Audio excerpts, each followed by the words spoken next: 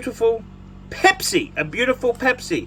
Doesn't get much nicer, cleaner than that there. So there you go. I'm ArchieLuxury, showing you some vintage pieces. Tell me what you guys think of that.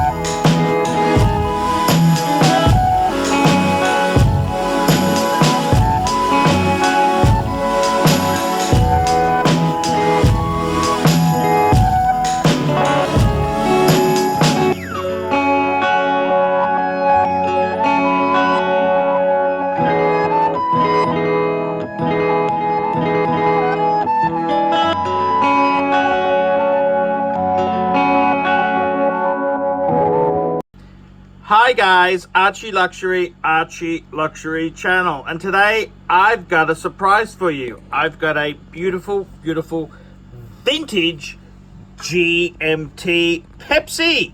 This is probably one of the nicest collectibles in modern times. This watch here is a 1675. These came out in the late 50s and ran until the early 80s. Now this here is model reference 1675. This is basically the GMT equivalent to a 1680 Submariner date. So let's take a look at this watch here and let's discuss a few of the features.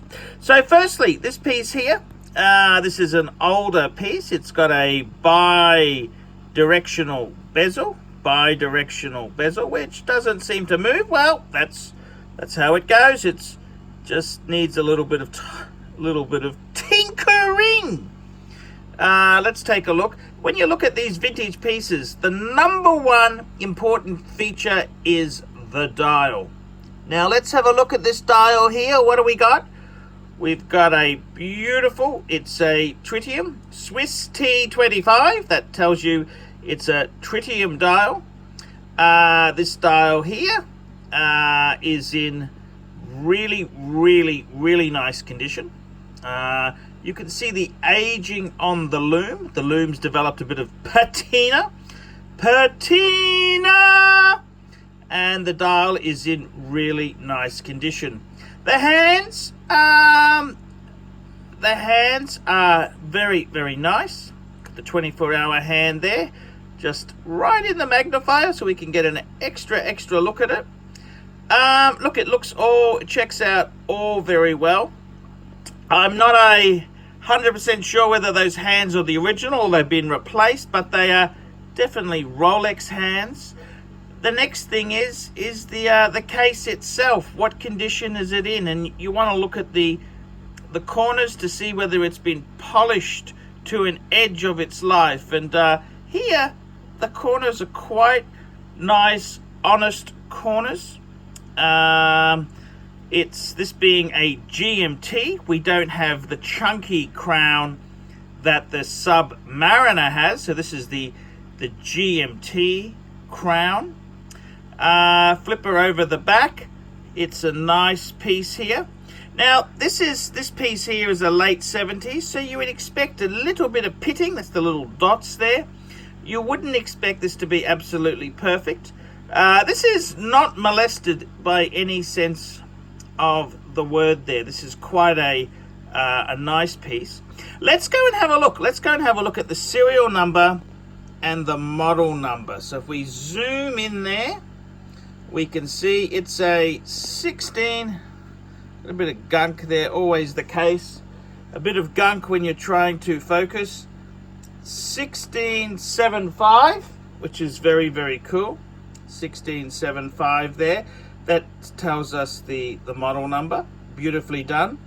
It's nice to see it too. It's also very sharp, and that's an important characteristic. Sometimes if you fit a non-original Rolex bracelet, or some NATOs can rub it over a great deal of time. Now let's have a look at the serial number. Flip the other end and presto, look at that beautiful crisp numbers, 5580047. So you can see it's in really nice condition between the lugs there. So that's an important feature. The next thing we're going to do, I've actually had this back loosened up. We're going to have a look inside. So this is going to be very careful when you do this, because you don't want any water or dust getting in here. But I'm ArchieLuxury, the Pontiff, and I have special powers to do this. Now it's almost impossible. It's almost impossible to do this with one hand. Presto, unscrewed it. There we go. And let's take a look inside this piece here. So we have a look. We can see this is in really nice condition. On some of the vintage pieces, they can suffer a bit of corrosion in the lip there where the seal is, but this seems really nice.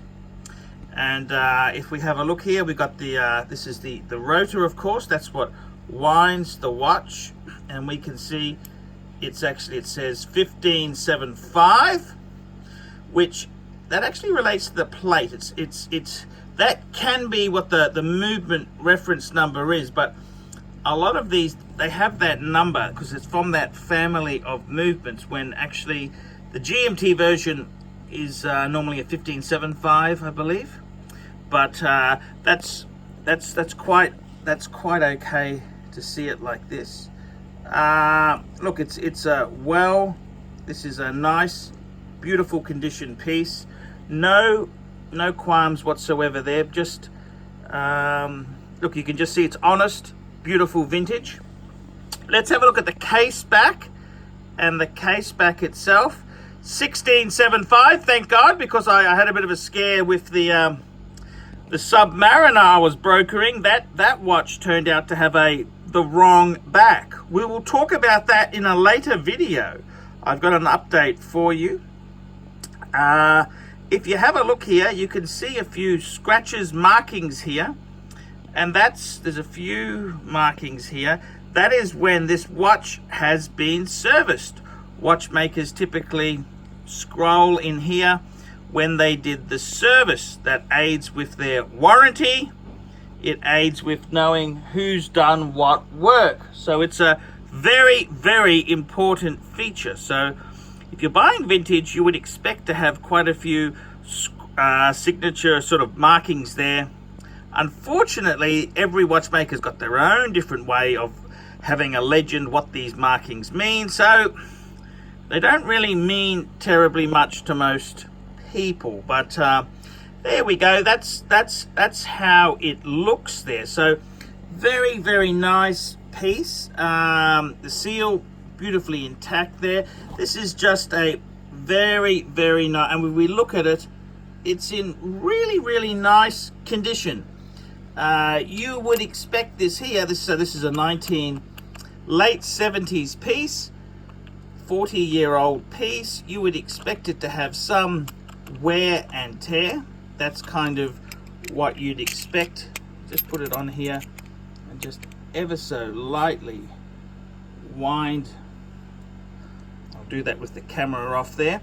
Let's take a look at the bracelet. So this watch here is fitted with a flip lock bracelet.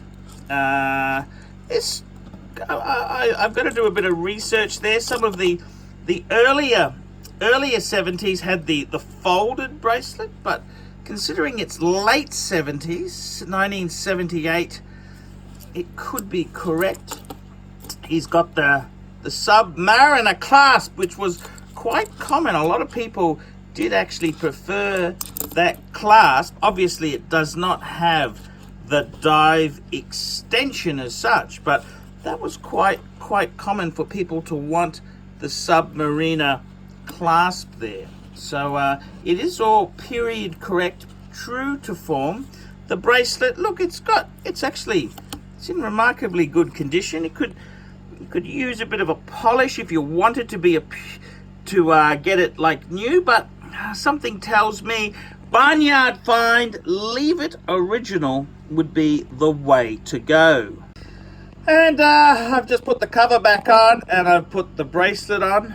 I think you'd have to say this is a very, very nice vintage 1675. It doesn't get much nicer, cleaner than this here. It's the 1675 is a lot rarer than the 16750. They're still 16750 is still a great watch, but the 1675 is the vintage plastic piece to collect. So I think it's a stunning watch, a great watch. I think this here is good buying. The shoulders aren't over polished. Yes, it probably has had a polish or two in its history, but it's just a beautiful, nice original dial. Just a beautiful Pepsi, It doesn't get much nicer, cleaner than that there. So there you go. I'm ArchieLuxury, showing you some vintage pieces. Tell me what you guys think of that.